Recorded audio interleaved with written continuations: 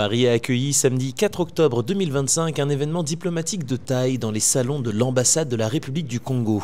Firmin-Edouard Matoko, ancien directeur général adjoint de l'UNESCO, y a présenté sa candidature à la tête de l'organisation onusienne. Ministres congolais, hauts fonctionnaires, représentants des médias et figures du monde culturel ont répondu présents pour saluer le parcours d'un homme qui incarne plus de 3 décennies d'engagement au sein de l'UNESCO.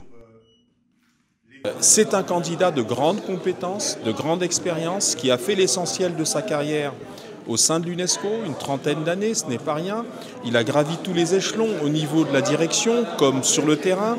Il a été donc à la fois un homme de dossier qu'il connaît parfaitement et un homme de contact humain puisqu'il était effectivement accrédité au nom de l'UNESCO un peu partout sur tous les continents comme il l'a rappelé.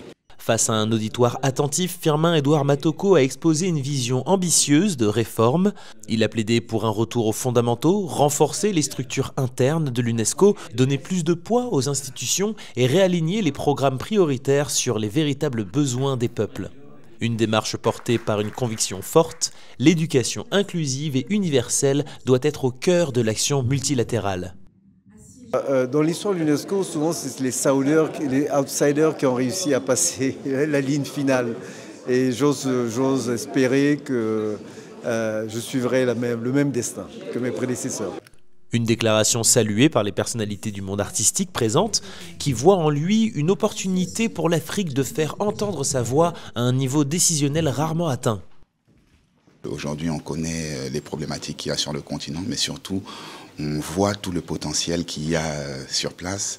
Et donc, je pense que dans cette démarche et la volonté qu'il a manifestée aujourd'hui à travers son discours et ses propos, ne peuvent que nous conforter dans l'idée que c'est probablement la bonne personne pour diriger cette institution.